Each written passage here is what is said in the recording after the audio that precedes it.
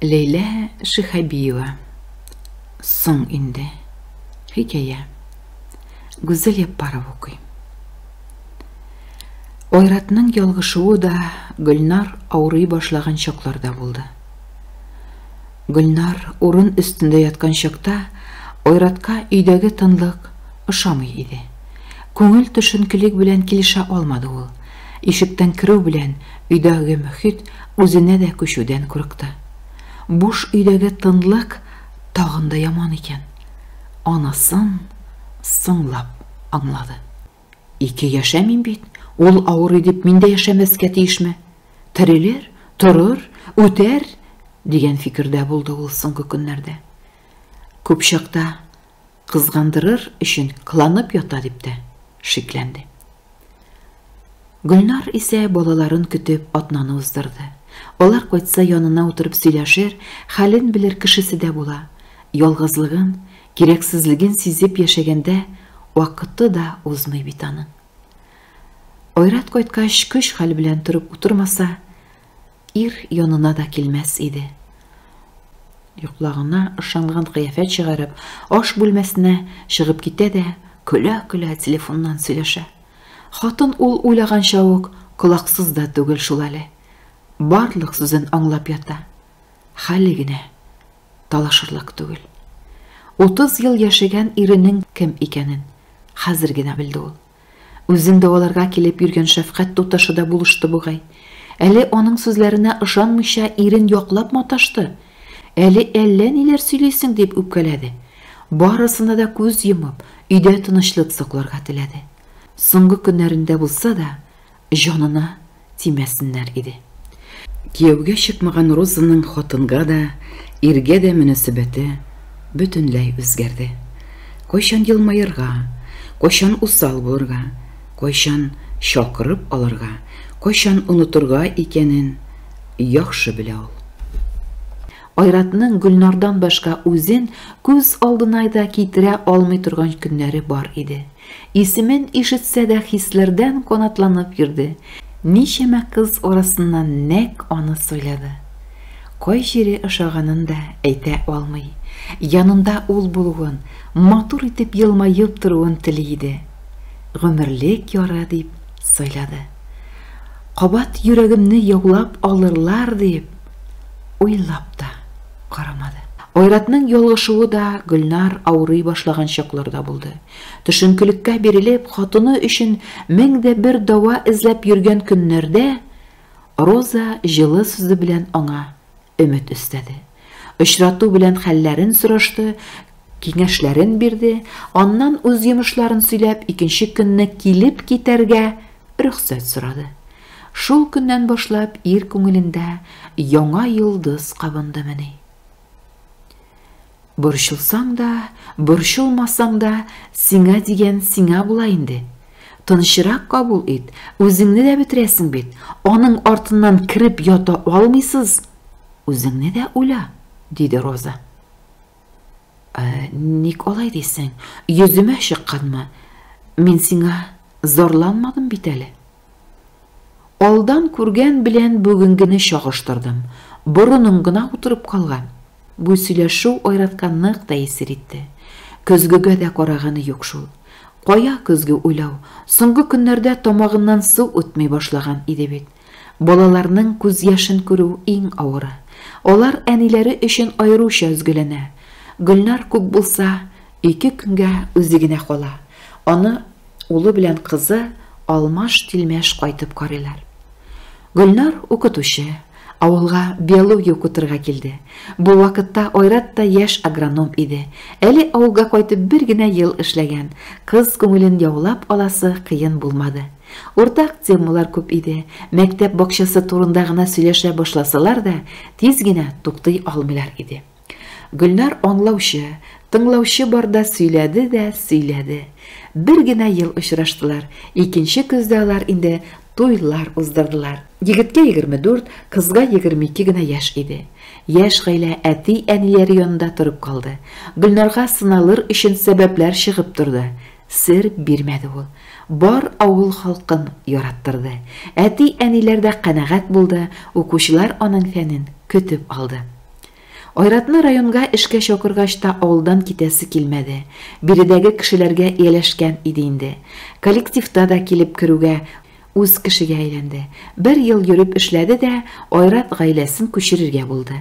Кыш көннәрендә ярый да яз һәм җәен төн уртасында торып чыгып китү бер дә җиңел түгел иде. Бер колхоз кыры өчен генә җавап бирәсе түгел бит, бөтен район өчен җаваплылык йөкләнгән. Кызларын яңа фатирга алып кайттылар.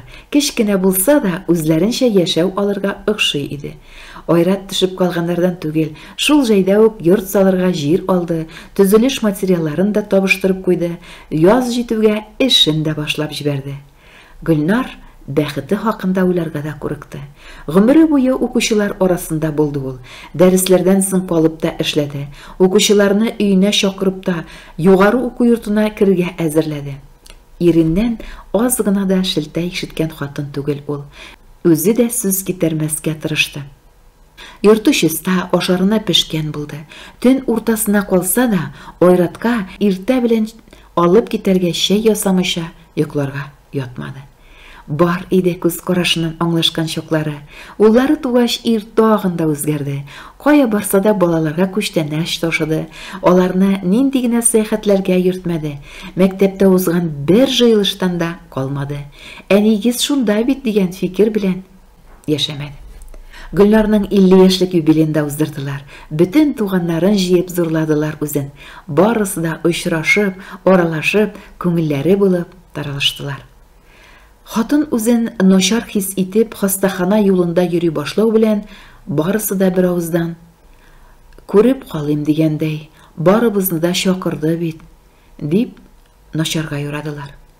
Үзендә яшәү теләге, яхшыга өмет көчле булса да, берәм-берәм кабат хәлен белергә килгән, хушлашып диярлек чыгып киткән туганнарын бик өнәп бетермәде ул. Бу вакытта Айратка барлык зарысыя, эштән кайтуларын сагынып көтеп ала иде әле. Әллә күңеле сизеп, әллә җае чыкканда бик күп сөйләде, рәхмәтләрен дә әйтте. Балаларны ташлама, алар безне тигез яраталар. Яннарында син булу бик кирәк, дигән иде ул хәлен сизеп. Бу вакытта ирнең күзләре яшьләнеп, карашларын читкә борды. Синнән башка тормыш миңа инде кирәк булмас. Ауруларны бергә җиңәрбез, дип юатты хатынын. Аңлавы, яклавы, кайгыртуы озакка бармады шул. Хатынның ыңгырашулары ук кәефен төшерә башлады. Янына утырып сөйләшмәвенә дә күптән. Ярый әле балалары бар. Роза Айратның бүлмәсенә иртән планеркадан соң ук килеп керде. Казандагы танышларына алып бару өчен ит табып җибәрергә булышуын үтенеп кергән икән. Әллә чынлап та ит кирәк булды, әллә сәбәбе генә шул булды, китәргә ашыкмады ул. Айратның бар тормышын сорашты, үзенекен сөйләде, киңәшләрен бирә-бирә, чәйләр эчте. Ит булганчы элемтәдә торырга сөйләштеләр. Айратның тулышкан чагы иде. Тыңлаучы барда бар ишен бушатты. Хастахана юлларында йөреп тә нәтиҗәсе булмавын белдерде, өйдәге халәтне дә аңлатып бирде. Кыен чакларда миңа кил, беләсең, мин бит ялгыз, зарланганым юк-югын, син дә бер зарлы сүз дә ишетмәссең. Әйдә кызык итик әле, итне син үзең китереп кит. Миндә ничек тыныч һәм уңайлы икәнен дә күрерсең. Өлгөрсәм, тәмлерәк әйбер дә пешереп күтәрмен, диде. Роза үзе генә яшәй, матурлыгы, чаялыгы булса да, кияүгә чыкмый калган. Үзе әйткәнчә ирле дә булмаган, ирсез дә яшәмәгән, Айратны да авызына каратты ул. Ир үзе дә сизмәстән килергә вәгъдә бирде. Хатынына карата суынулар шул илтүдәге очрашулардан соң башланды. Баштарак кызганып, хәленә керергә тырышып йөрсә, тора-бара бөтенләй суынды. Хатын кешесе бар дип башына да китермәде. Үләсемне беләдер, соңыннан кыен булмасын өчен арасын ерагайтадыр, дигән уйда булды. Яратуы хәзердә көчле, ул аның турында начар уйлый да, аңа үпкәли дә, рәнҗи дә алмый. Айратка бер дә кыен булуын теләми, сабыр гына соңгы көннәрен ваклый. Уйлый китсәң, аралары шактый суңган икән шул инде. Айратның эше турында бер ни дә белми, балалары биргән сорауларга да җавабы юк. Шул кадәр яратышкан, дус, тату яшәгән кешеләргә охшамаганнар. Айрат эштән күп вакыт соң кайта. Хатынының соңгы көннәрне уздыруын оныта. Чөнки табиблар хастаханәдән кайтканда ук бер ай гына гомере калуын әйткәннәр иде. Бирешергә теләми әле үзе. Инде кышларны чыгып, җылы язларны кояш яктысында күрергә өметләнә. Кызы сменасына киткәндә әнисенең көчкә сулап ятуын сизде. Барып алмашып булса да кайтырга кирәк дип, кич белән генә юлга кузгалды. Икенче көнне улы да кайтачак. Төнне чыгарга әтисенең эштән кайтырына күп калмаган. Әни янында бул. Сиңа ышанып, өйгә кайтып киләм. Балаларга да күз кулак буласы бар. Эшне дә сөйләшәсе иде. Хәле җиңел түгел бугай, дип китте ул. Кызын ышандырып узатып калган Айрат, йорт эшләрен карап бетергәч тиз генә Роза янына барып килергә уйлады. Өйгә дә кирип тормады. Әйләнеп килергә генә иде сәбәп. Роза ачык йөз белән каршы алды, каршына кайнар эчпочмакларын өеп куйды, икесенә чәй ясап китерде. Сөйләшүләр озак барды. Ир кайтырга кирәклеген дә онытты. Соңрак чәй урынына вино чыкты, төн озакка сузылды. Ир таң белән кайтырга чыкты. Йорты күренгәч кенә ишегенең дә бикле түгеллеге, утларының да сүнмәве исенә төште. Кызының сүзләрен искә алып, йөрәге жу итеп китте. Гөлнар шул гомер бер йотым суга тилмереп, даруларын да эчә алмый ята микән? Адымнарын тизләтте, ашыкса да әллә ни алга китә алмады. Ишектән әкрен генә керде, үзенчә хатынын уятырга теләмәде. Бүлмәсе янына килеп тавышын тыңлап торды. Шылт иткән тавыш та юк иде. Шул чакта гына аның салынып төшкән кулын күреп, үз күзләренә үзе ышанмады. Айнып, әллә нишләп китте. Ничәмә еллар бер сулышта сулаган хатыны, сөйеп туймаган яры инде җансыз иде. Күзләрен йомдырырга янында кеше дә булмаган бит. Нинди генә газаплар кичергәндер, ишектән кеше керүен көткәндер ул. Кызын аңында озатып калды. Исәнлектә күрешергә теләгән иде бит. Бу көн килер дип уйламады шул Айрат. Роза сүзләренә алданды. Үкенечтән күз яшьләре тәгәрәп төште. Кулларын тутып карады, битләрен сыйпады. Инде ул суынырга да өлгергән иде. Гөлнар, Гөлнарым, кичә мине, тилене, рәнҗеп китмә. Ялгыз булудан файдаланып, үксеп елады ул. Инде балаларына ни әйтер? Кайчан үлгәнен дә белми бит. Нәрсә дип хәбәр итәргә дә белмәде. Таң белән куркыныч хәбәр әйтәсе җиңел булмаса да, телефонга үрелде. Башта шәфкать туташына җиде. Аннан кызына, улына. Курылып килде ир. Нинди уйлар уйлап ятты икән ул Айрат өйгә кайтмый йөргәндә. Хатыны сызланып ятканда шатлыктан, рәхәттән балкып йөргән ирне күргәч, нәрсә кичерде икән? Ялгышларны төзәтеп, гафу үтенеп булмый. Шунысы ачы. Гөлнарның кайчан үлүе турында әйтеп бирә алмады. Дәшми калды.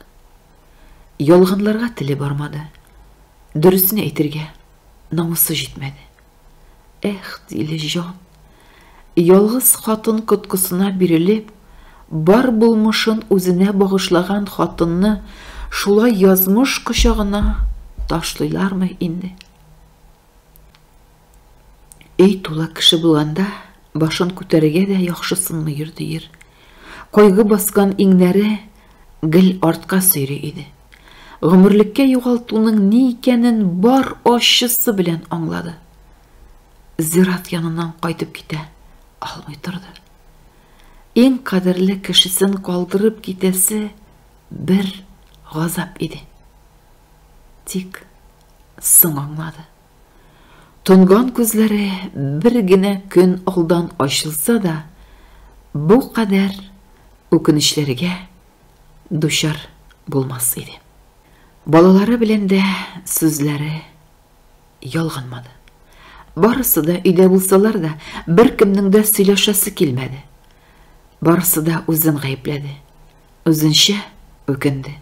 Гөлнар кебек яхшы кеше, чын укытучы, ышанычлы дус, ягымлы кайгыртучан ана бу дөньядан шулай китәргә тиеш түгел кебек иде. Соңгы сүзендә тыңлаучы булмады бит аның. Балалар барысын да сизгән, белгән, ишеткән булып чыкты. Өчесен укытып, табыннарны җыю белән икесе бергә телгә килделәр. Әнинең кәйфен төшермәс өчен генә дәшмәдек. Соңгы 3 айда кая булуыңны да, ни өчен әни белән сөйләшмәүеңне дә, үлемен көтеп йөрүеңне дә белдек. Роза бик кадерле булса, без бүген үк китәбез. Ашларын үзебездә уздырырбыз. Безне дә югалттым дип уйла. Әнине алмаштырыр кеше булса, күптән кияүгә алырлар иде үзен, дип кызарырга мәҗбүр иттеләр аны. Гөлнар үләсе кичтә дә төн буе ут януын, ирнең яктырганда гына аскы яктан кайтуын күршеләре әйтеп өлгергән иде инде. Зур тавышның азагында Айрат тезләнеп гафу үтенде. Башка исемен дә әйтмәскә вәгъдә бирде. Бары хатыны гына бу турыда белми китте.